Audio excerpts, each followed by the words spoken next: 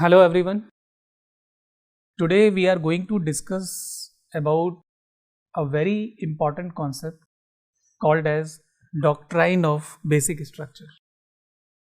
Before we get into this concept, let's talk about it for a minute. This doctrine of basic structure is not found originally in the constitution, which was incorporated in 1950, 26 January it came into effect. When the Indian democracy was moving, until date it is moving ahead, we incorporated this doctrine of basic structure, and of late it has become Magna Carta concept for judiciary, wherein almost all the prominent cases are finding mention of this doctrine, wherein judges are taking help of this doctrine for addressing the perennial questions, right? The important questions when it comes to separation between executive, judiciary and legislature, right? When it comes to NJAC issue, when it comes to Article 370, and I think in future there will be a case related to citizenship amendment. Fine. So this doctrine of basic structure is very handy nowadays. Now, if there is a question that to begin with, from where this doctrine of basic structure came, I will say that no country is having this, and it is Indian judicial innovation. And there was a case, very famous case, Kesavananda Bharati case 1973, wherein it was formally indoctrinated in Indian constitution, right? I can write that case name.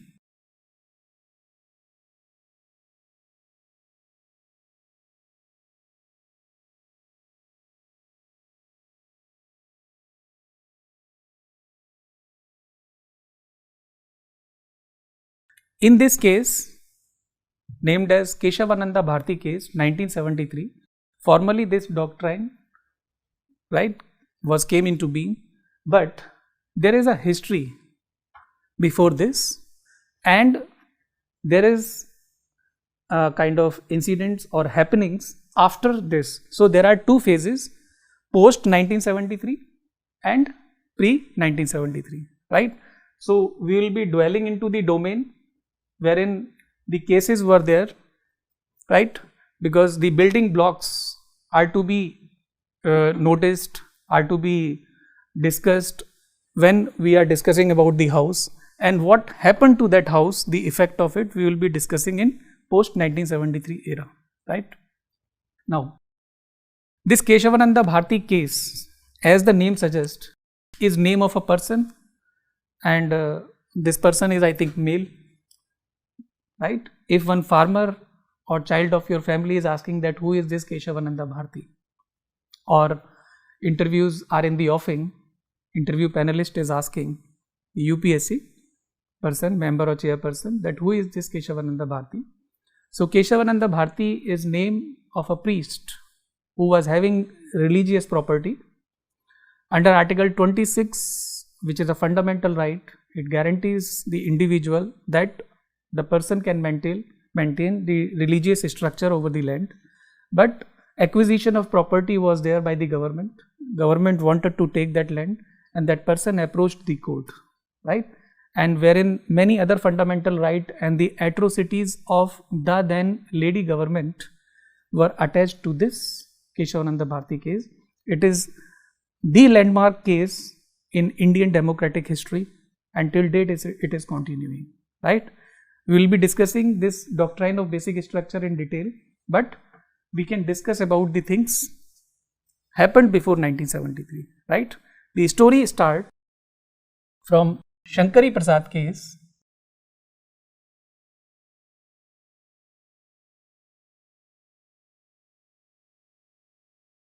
(1951), right? From Shankari Prasad case, we will be moving to Sajjan Singh case, 1965, and after Sajjan Singh case, we will be talking about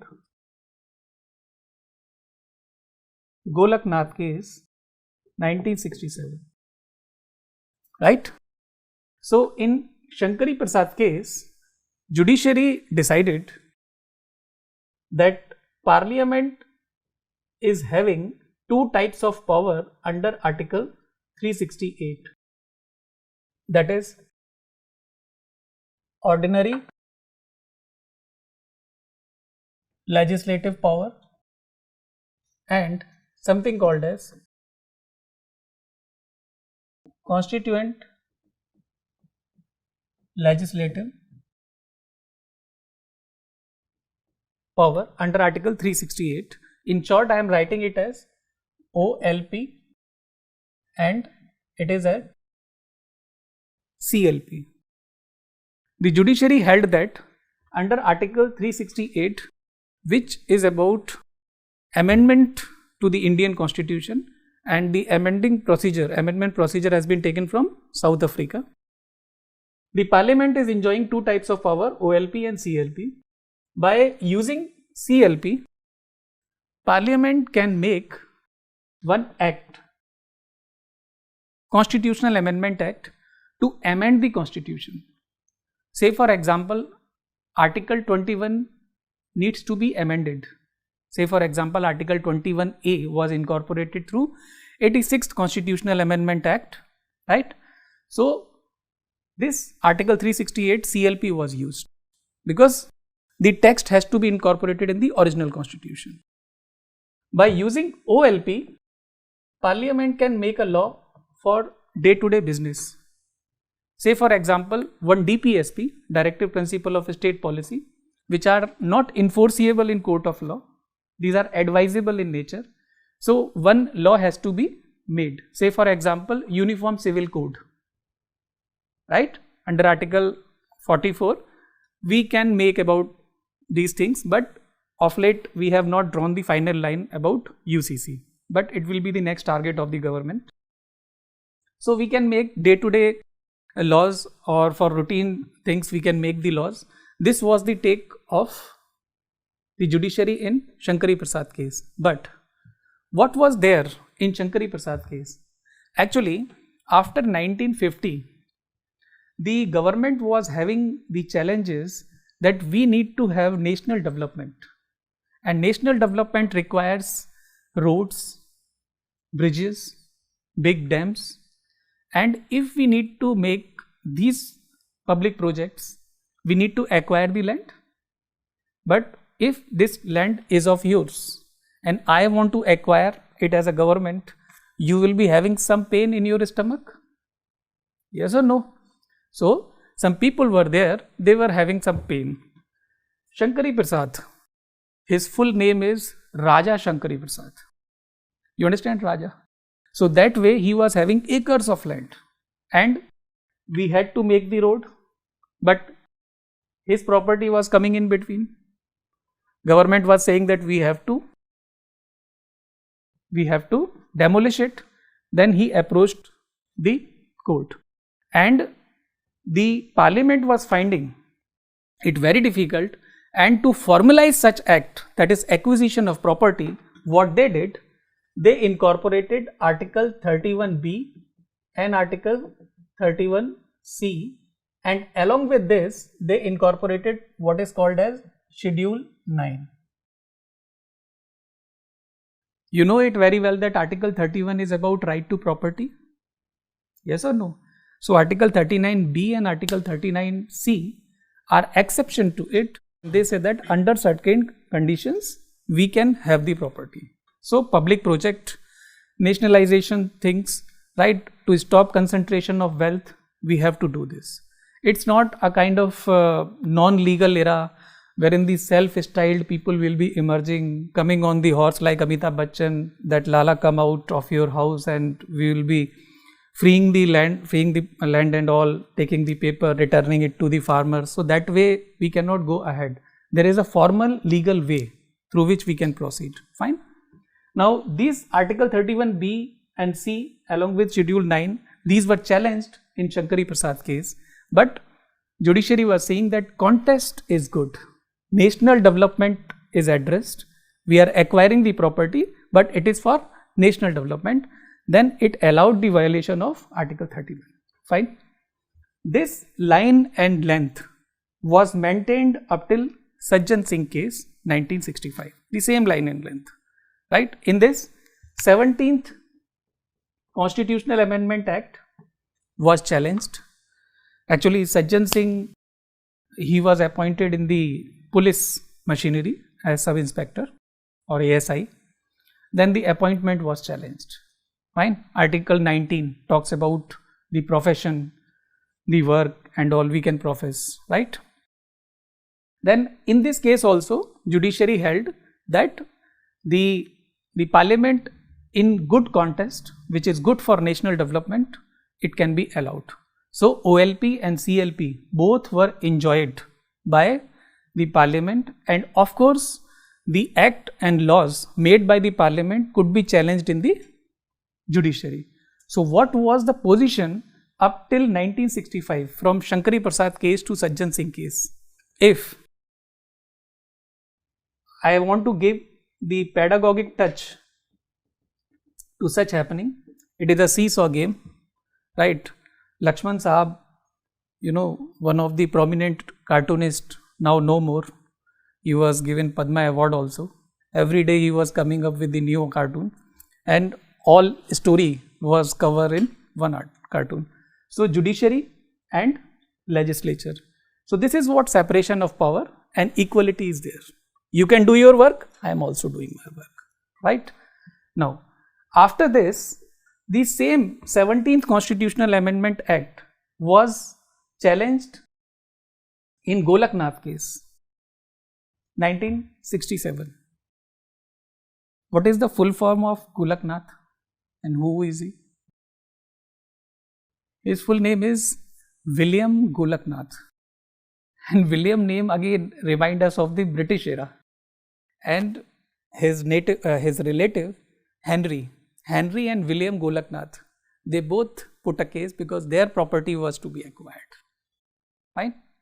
Now, in this case, up till then, the largest bench was constituted having 11 judges, right? In this case, the judiciary had another balance of this seesaw game. The judiciary held that the parliament under Article 368 is having only what is called as OLP, and CLP actually is not available in the constitution. Supreme Court is the highest court and it is a court of revision. It can revise its own decision, right? So CLP is not there. So no amendment can be done to the constitution. Fundamental rights cannot be amended. It means the constitution, which is a breathing document, flexible document, dynamic document, now is to be treated as static document wherein full stop is there in front of the constitution. Yes or no? The fundamental rights cannot be amended. New fundamental rights cannot be added. Existing fundamental rights cannot be altered with. So that way it was not good for Indian democracy, and it was not digested by the parliament also, because the scenario was like this.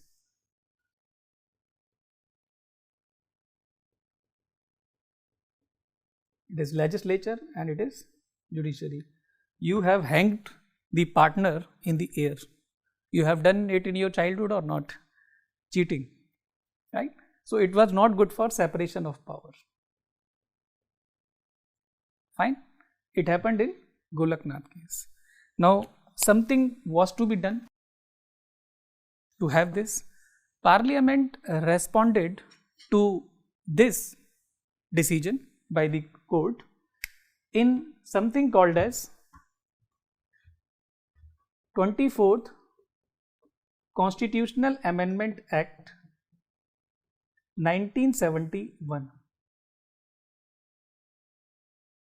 Parliament enacted it, the 24th Constitutional Amendment Act 1971. What happened in it? In it, they incorporated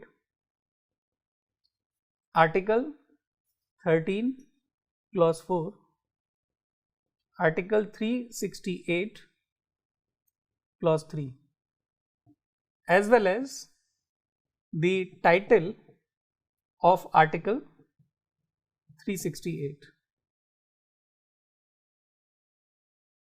They had the title explicitly for Article 368 and the title read as Power of the Parliament to amend the Constitution and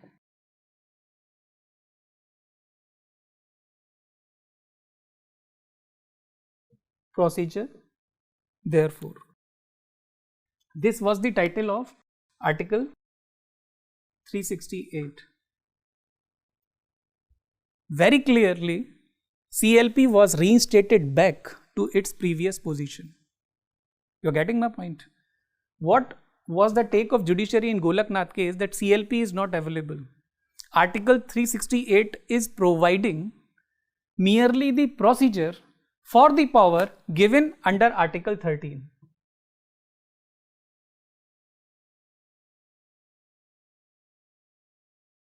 Article 13 clause 2 clearly says that Parliament will not make any law which takes away or abridges any fundamental right, one or more. You are getting my point? So actually this doctrine of basic structure is having genesis in Article 13 and Article 368, that which one is bigger. Actually it is going in favor of legislature and it is giving more weapon for the judiciary. You are getting my point? And it is finding its genesis in Article 31 and Schedule 9. You are getting my point? Now Schedule 9 I did not tell here deliberately. This Schedule 9 can be treated as iron box. Can be treated as iron box wherein any law or act if you are keeping, the judiciary cannot see it. Leave aside the examination purpose. So pedagogic touch if I want to give, then this is the eye of judiciary and this is Schedule 9, and if I am keeping any law, judiciary cannot see this, right? It cannot examine it. It cannot scrutinize that law for its validity, for its fairness, for its reasonableness, for its justness, right? It was not good. If you are very fair, then you should not have any fear. So fair versus fear, right? So this Schedule 9, which was iron box, in 40 years or so has been described by judiciary as dustbin. I have no power to use such terms, but judiciary is using it and I am just a medium to pass that term to you, right, as a teacher. Fine. So this happened, and Schedule 9 of late after IR Coelho case, I will tell you shortly, is not effective anymore for the laws. Now from Shankari Prasad case to Golaknath case, the story is that the judiciary cannot examine the laws, right, and the parliament can amend the constitution. Since in Golaknath case, the court said that CLP is not available with the parliament, so they cannot make the amendment, but parliament used CLP and they made the act. So it was a contempt of court or not? Yes or no? Since it is a contempt of court, it has to be challenged in the court. This 24th Constitutional Amendment Act, along with 25th Constitutional Amendment Act, 26th Constitutional Amendment Act and 29th Constitutional Amendment Act, was challenged in Kesavananda Bharati case, which ran for more than 6 months, and 13 judges, how many judges?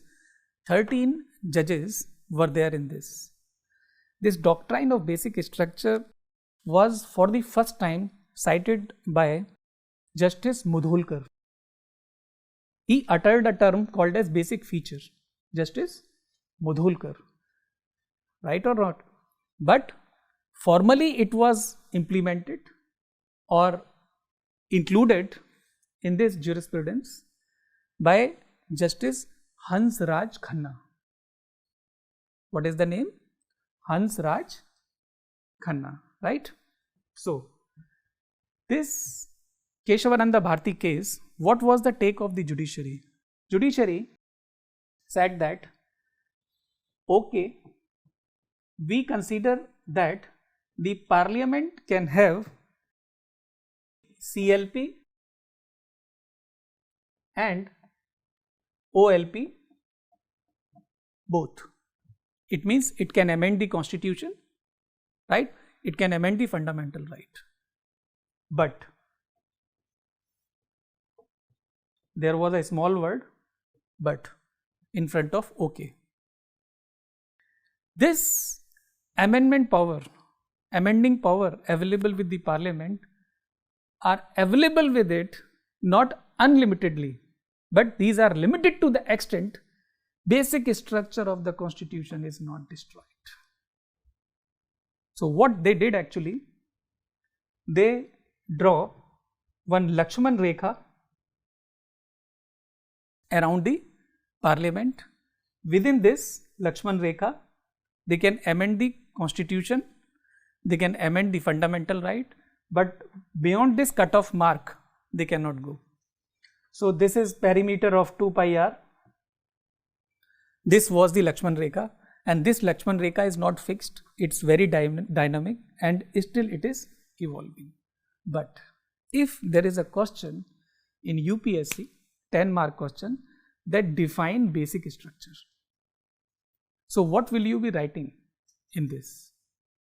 So if in layman term, I need to define this doctrine of basic structure, I will be saying that it is Indian judicial innovation and it has been introduced as an open book in the constitution so as to save the core identity of a constitution. Constitution can be taken as an organism, like we people, we are having body. The core organs of a body cannot be done away with, cannot be taken away, right? If our mind is taken away from our body, we are no more, right or wrong? So that way, if we are taking away Article 21 from Constitution, then what is the meaning of Constitution? Article 21 is talking about right to life and personal liberty. So food, shelter and clothes are not given to us, then no constitution, not meaningful for us, right? So that way Article 21, Article 19, Article 14, these are some of the articles which are giving the core identity to the constitution. But what is the meaning of this Lakshman Rekha? This basic structure is saying that you cannot done away with the core structure, but we can have the peripheral changes. If we are cutting the finger, we are surviving. So that way, you can take this constitution as an organism to the salon or beauty parlor. You can beautify the face so that more national development is reflected. But you cannot take the constitution to the operation theatre to apply the plastic surgery effect to the face and whole identity recognition gone. Home people of the constitution are asking that who are you, right? So this is what is the basic meaning for basic structure. Now, very cleverly, judiciary did not tell that what are the provisions to be incorporated in this basic structure. Means Article 52 is part of basic structure or not? They did not tell. They did not even tell that fundamental rights are part of basic structure or some specific fundamental rights under a specific article are part of basic structure. In last 45 years or so, we have seen that many constitutional provisions have been incorporated in basic structure. I will be listing them once this story is over. There are more than 20 provisions. To name a few, I can say that supremacy of the constitution, separation of power, sovereignty, secularism, rule of law, fundamental right under Article 14, 15, 19 and 21. Article 368 itself, judicial review, balance between part 3 and part 4, that is harmony between fundamental right and DPSP, right? The kind of reasonableness in the justice delivery system, access to justice, timely justice, right? These all things have been declared as part of basic structure. UPSC is also framing very smart question about this basic structure. Say for example, preamble is part of basic structure. Answer is negative. Preamble is not part of basic structure, but objectives given in it are part of basic structure. If there is a statement that objectives are part of basic structure, then we are thinking that some other things are also there in basic this preamble, and if so, then what are those things? Other than objectives, adjectives are given in the preamble. There was a question, adjectives attached to preamble, please explain them in main examination last to last year, right? So in preamble topic we will be discussing about preamble. Fine.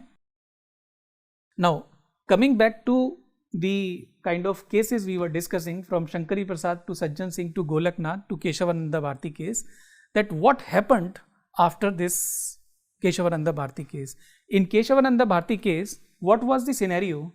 Again, from this scenario, this balance was like this. Fine.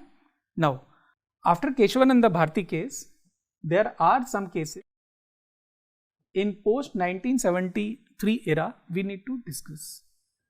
In Kesavananda Bharati case, the judiciary explicitly said that whatever act or law Parliament is making, it can be challenged in court, and the court is free to examine the constitutionality or the validity of that law. It's not that whole law or act will be declared as unconstitutional or invalid. They said that to the extent it is following the constitutional rhythm, it will be kept as valid. Part of that law may be declared as invalid. So what happened, that the Kesavananda Bharati case, to make it more ineffective, there were cases. The first case you can say that Indira Gandhi versus Raj Narayan, 1975. This Raj Narayan is that person who defeated Indira Gandhi ji. And we were not there in that age, but there are stories we have read that the winds were blowing against her in the country, and the flow was totally against her, and that is why she declared emergency under Article 352 to be in office, because if emergency is there, elections cannot be held. So the incumbent Prime Minister, by virtue of national emergency under Article 352, can be in office for n number of years, right? So the atrocities of the then lady government, these issues were there. And what was the actually thing, that 39th Constitutional Amendment Act, which incorporated Article 329A to allow the lady Prime Minister to be in office, it was challenged. But in Indira Gandhi case versus Raj Narayan case, the judgment was not that effective or was not formally given, right? So the judges who was in dissent, was in opposition in Kesavananda Bharati case, there was 7-6 majority. So 7 were in favor, 6 were against. That same judge who was in dissent or opposition was made Chief Justice of India by superseding 3 senior judges. And in haste, 13 judges bench was constituted. But thanks to Palkiwala ji, as an advocate, he tried with the legal fraternity to done away with that bench, and very soon it was out of the office. So that Indira Gandhi versus Raj Narayan case, that full case was not made very effective. But then what happened, to make it more formalized, what she did, that she brought 42nd Constitutional Amendment Act 1976. This 42nd Constitutional Amendment Act 1976 is also called as mini constitution, and she incorporated, or Parliament incorporated, Article 368 clause 4 and Article 368 clause 5, right? Article 368 clause 4 says that whatever act or law Parliament is enacting, it cannot be challenged in the court. Court cannot examine that law or that act. Article 365 clause 5 says that such amending power available with the Parliament are unlimited. You get my point? Article 368 clause 4 and Article 368 clause 5 actually made the judgment given in Kesavananda Bharati case ineffective, right? As it was going against the judgment given in Kesavananda Bharati case, again it was challenged in Minerva Mill case 1980 and Vaman Rao case 1981. These both cases are going in parity. In Minerva Mill case, the judiciary held that Article 368 clause 4 and Article 368 clause 5 are unconstitutional, thus invalid, because judicial review is part of basic structure of the constitution, and basic structure cannot be destroyed, right? Till date, we are continuing with the position given in Minerva Mill case. Fine. Now, to have more color for that balance which was made in Kesavananda Bharati case, there was another case called as IR Coelho case 2007. Year before he died, and in the memory of this person, UPSC as a good gesture asked a question for IR Coelho case outrightly year before in main examination, right? In every year, without mentioning doctrine of basic structure, the UPSC story is not complete. I am saying this. Till UPSC will be there, this doctrine of basic structure will be used by the aspirants every year, till they become an IAS or a civil servant. Fine. In IR Coelho case, the issue pertaining to Schedule 9 was examined, right? Actually, this Schedule 9 was incorporated in 1950 by First Constitutional Amendment Act, so as to save certain laws and acts which are coming in contravention or in contradict with fundamental right. But these are important for national development, right? Initially, Schedule 9 was having the laws related to the land reforms, abolition of jamidari, the nationalization issues, and stopping the concentration of wealth. But 24th April 1973,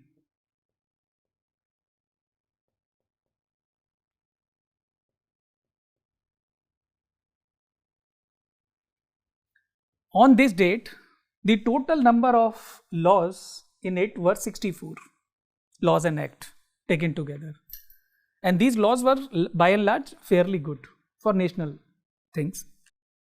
But after this, the criminalization of politics and this colorable legislation, colorable legislation, book का cover एकदम अच्छा है, सुहाना सा है, लेकिन अंदर book के अंदर कोई थीम नहीं है, कुछ समझ में ही नहीं आया. ऊंची दुकान फीके पकवान, हिंदी में बोलते हैं ऐसा, like that, colorable legislation. So person is coming that please give me vote and I'll be giving you food, shelter and cloth. sasti pyaj and all, but after having vote, having office, we have been forgotten, right? So that way, Schedule 9 was having 64 Act, but judiciary held that after this date, the laws and Act kept in Schedule 9 are open for judicial examination. Judiciary can scrutinize it if it comes to the fact that it has to be examined if one individual is objecting. Fine. In IR Coelho case, outrightly judiciary said that after this date, all the laws and act, come what may, these were given effect or not, are open for examination. Right? In Kesavananda Bharati case, they were having two categories, that before this, no law can be examined, but after that, law can be examined. But in IR Coelho case, all the laws can be examined. Kesavananda Bharati case, it was said that if a law is destroying basic structure of the constitution, then only it will be examined. But in IR Coelho case, there was a stand that whether a law is destroying basic structure or not, that is another issue. We can examine it, even if it is a normal law also. Right? So, the present position is that Schedule 9 is not into effect, not effective. It is not an iron box now, junked only, and it is now a dustbin, but only for 64 Act, important for national issues, national development, for welfare of the society, we are having it.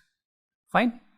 Now, if there is a question that give some of the elements or constitutional provisions incorporated or included in the doctrine of basic structure in last 45 years or so, can we enlist them?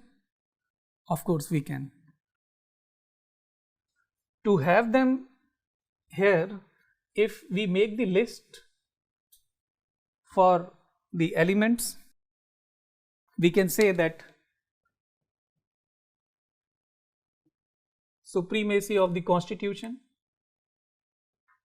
then separation of power, in short I am writing, right? Then sovereignty, then secularism, then rule of law, then judicial review, then objectives given in preamble,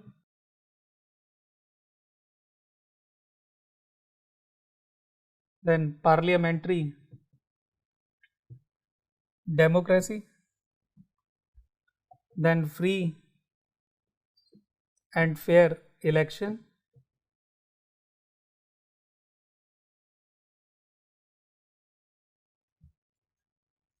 then we have lot more. Fundamental rights given under Article 14, 15, 19 and 21. Then Article 368 itself. Then access to justice. Then reasonableness in justice, right? So if we can have more, in last we can have something called as judicial primacy, in the sense that in NJAC, which is pertaining to the appointment of the judges, the court held that separation of power given under Article 50, which is talking about separation between executive and judiciary, says that it is advisable that to an extent or as far as possible, let the organ maintain itself. So the judges are having their appointment. So that way, if legislature or executive, they are not coming in picture and they are doing their work fine, then it is good. Presently, what we are having something called as collegium system. NJAC had a body of 6 people wherein law minister was also there. That law minister will also be deciding about the appointment, that which judge will be becoming CJI, Chief Justice of India, or the judge of Supreme Court, right? So then they were thinking, or in lighter vein we can say that when law minister was to be appointed or home minister is to be appointed, right, under Article 75, then did they ask judiciary that which portfolio will be given to whom? They did not ask. And up till now, if collegium system is working fine, right, then why do we need to replace it? We can have more improvement. Say for example, if CJI is to be there in the office, at least for 3 years the person should be there. The person has to be there for 6-year term, right, or up till 65 years of age. But in last 25 years, we have seen more than 15 CJI. Before the CJI is arriving in his office, he is thinking about his date of retirement. So he is not getting time for, the in-house mechanism to improve further. He is having creativity, ideas that yes, I can implement my experience. So it was not allowed. So that way, this NJAC was also having doctrine of basic structure, help of it, and that way the case was disposed of. Fine. So we are having the mnemonic also. One of my student who is now an IAS officer, we both designed that mnemonic, that Sachin hit a run, Sachin hits a 4, and player tried to stop the run. So it's read like that Sachin hits a 4 and player underperformed. He was jogging instead of running. Jonty could leap and stop the run. So Sachin hit a 4 means S for Sachin, 4 means 4S. So supremacy, separation of power, sovereignty and secularism. There are 4 S. That way in progression, if you find that every first word of first letter of that word, you will find that yes, it is nothing but the element in the doctrine of basic structure, right? It is just a mnemonic, because come what may, if you are reaching your old age also, there is a child inside us. It want to be happy. It want a pedagogic touch, so that information is coming handy. Retrieval of it is fast. So that way mnemonics, synopses are designed. Now there is one question in my mind, that if one person is asking you that this constitution is a bag of the borrowed provision taken from other countries, or is there some provision which is giving some help, some idea to the other country that yes, you can use this concept which was discovered in India and innovated in India?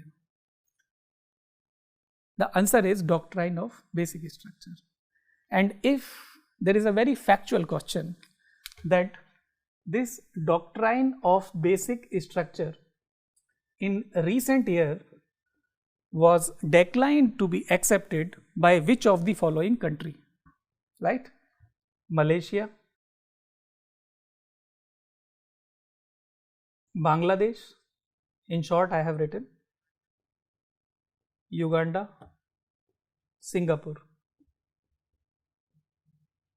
It's a new question.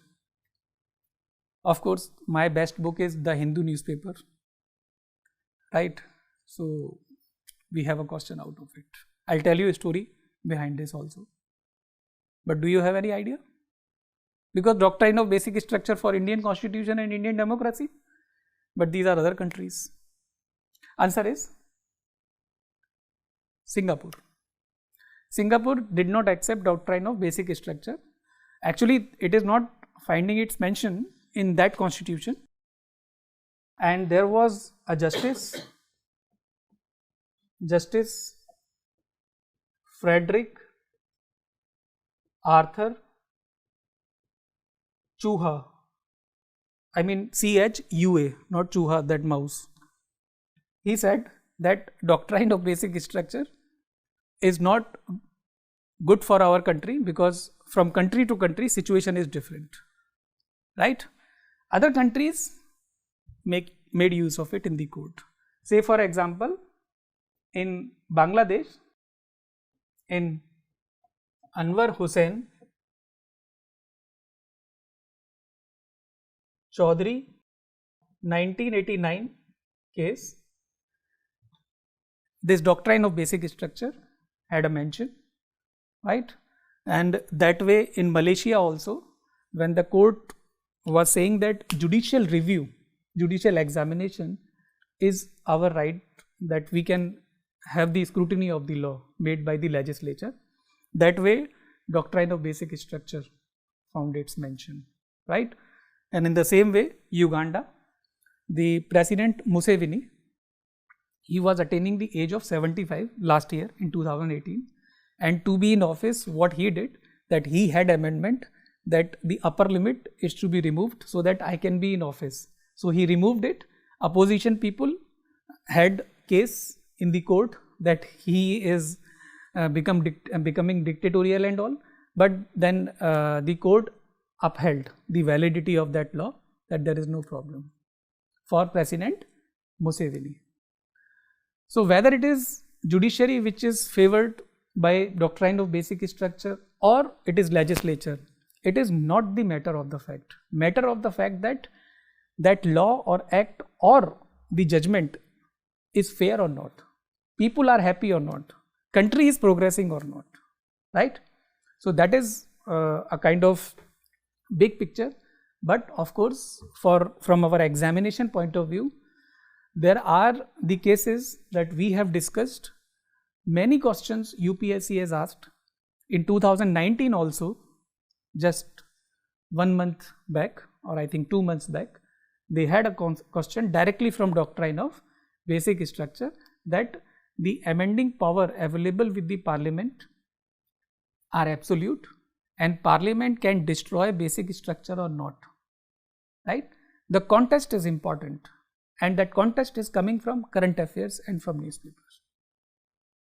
Fine, you can very well address the demand of the question by using the information given here in this class. Fine, I hope you understood it well, and what's more to say, we have lot many further to discuss in the upcoming classes. Thank you so much for being with me.